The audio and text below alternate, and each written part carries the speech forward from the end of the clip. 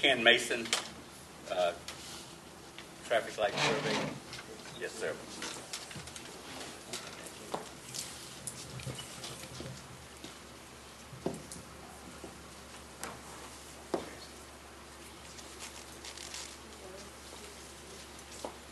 Okay, my name is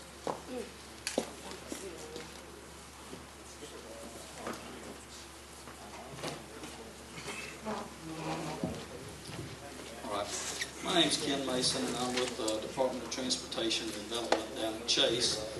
And I've been in discussion with Mr. Thomas, and I think I've also talked to the mayor about the possibility of installing a red light somewhere in the area between Duncan Street and Mary Marr. And we've done a number of traffic counts in the area, but there's no one location that has a concentration of enough traffic that would meet any of the warrants for a traffic signal. The problem is there's traffic, but it's scattered out among several driveways. I'll give you a little background about the warrants for traffic signals. They're governed in a manual called the Manual on Uniform Traffic Control Devices, and that is a nationwide standard for traffic signals that all 50 states have adopted, and Louisiana follows. And when we get a request for a traffic signal, we at the local offices do the counts and the study and check the traffic against the warrants, but we don't have the final authority. We have to send up the result of our study to Baton Rouge if it's justified, and they have the final sign-off. So in order to be uniform across the state and across the nation, Baton Rouge will not approve anything that does not justify it by meeting the warrants. And I'd be glad to answer any questions you might have about it.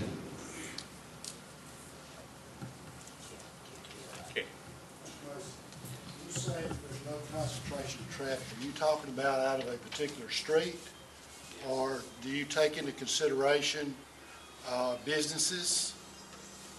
Well, it has to be a concentration of traffic at one location, one driveway, one street, whatever. Well, probably 5 or 6 years ago, I started trying to do something about a traffic light thing. And I spoke with you, I spoke with Mayor Hammonds, I don't know who all I've talked to. But we've got, straight across from Duncan Street, we've got Smoker's Paradise. Right. They have an average of 1,500 customers every day. Right. It's 1,500 cars in, 1,500 cars out. Right.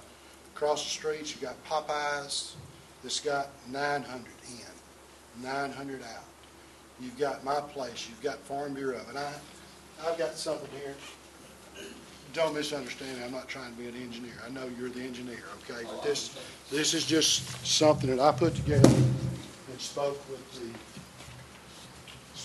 business owners about the amount of traffic that they have coming in and out.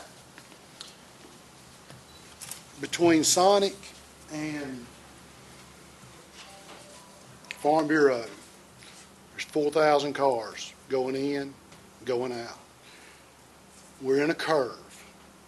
You see people that will get anxious, they get impatient, they're trying to get out, so they run out in the turning lane and sit there, okay? Then you got somebody that gets in a turning lane to turn off, and they're sitting there in a curve. If it's a straight road, you could see around, but in a curve, you can't do that. If there's any place in this town that needs a traffic light, again, I'm not an engineer, and I don't know what the manual says, but that's the place it needs to be. I had heard some discussion earlier that possibly Mary Marr may be a location. You know, that's gonna help the people that I've seen carried off in ambulances. I could not count how many cars, and the chief can tell you this, that have been pulled away from there with wreckers simply because it's just too concentrated. I've done some research, looked at the traffic counts. I know that you did a count on 15 not long ago. It's not posted on the website yet. Do you know what it was? I don't know exactly. I know it's roughly 20 to 25,000 cars a day. Really? One example, and I understand there are rules that sometime, I know you don't want to set a precedence. I know that I was told at one time that you don't put business traffic lights in front of a private business. Okay? We've got 20 to 25,000 cars there. We've got, just one example, Smoker's Paradise, and I'm not batting for him. I'm just saying that there is where the problem comes from because he has so many customers. You got 1,500 cars, and that's an average. That's his average ticket per day. Saturday and Sunday's not that way. Friday, I bet it's double that. On North 18th in Monroe, at Tower Drive, there's a Sonic Drive-In. The reason I noticed that is because 3 years ago when they built it, I'd already been working this traffic light. I'd been told that you don't put a light coming out of a private business. Well, there's... Okay. But there's a traffic count of 17,000 on North 18th. We've got 25,000.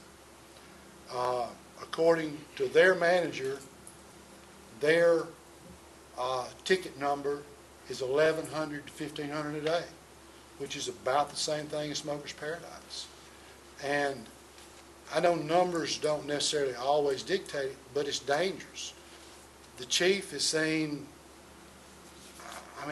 I've just seen people carried away in ambulances because this is more concentrated than any other place in town. From 5 Point, there's always been a light at 5 Point, always been one at City Hall. Used to be one there at the police station. I don't think there's any more traffic there. I believe there's a need for those, but I don't believe there's any more traffic there than it is where we're talking about. There is some talk. We're only going to get an increase. Kuipers has bought property between 5 Point and my place to build a hardware store. It's going to increase more traffic. There is some talk about a strip center, retail center, being built just south of Farm Bureau, which is going to be more traffic.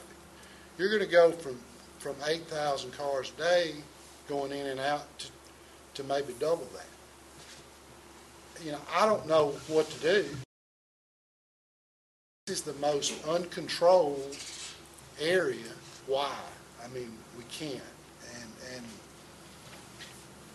because I've worked on it for a long time. I've been.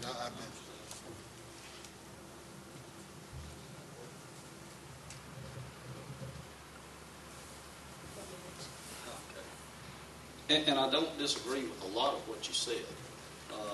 I don't remember our specific numbers, but these counts look in the ballpark. But the problem is they're not at one location. They're scattered out over several thousand feet. So if a red light were to be installed, it would help that one driveway, but it would kill the rest of them. You mentioned turning left. That's the ones it kills.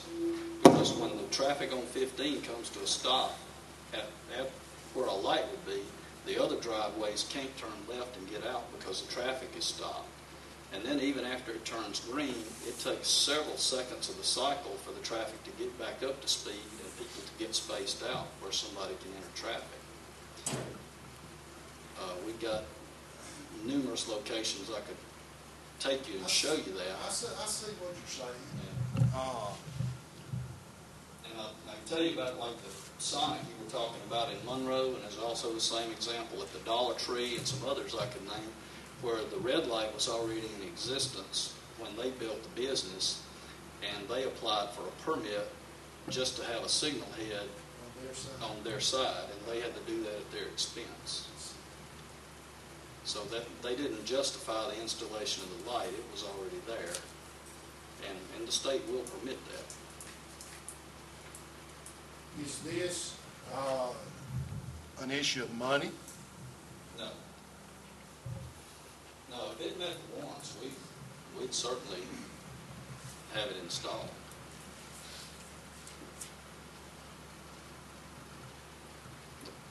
I don't know what else to say. I just know that there has got to be something. Well, and you John, mentioned the uncontrolled stretch, that's exactly right. And I don't know how to rectify that at this point. It would have been better when was developed, if everything had been brought to one location. Then all the traffic would be coming to one point, and it probably would justify a light. I don't know what the answer is at this point.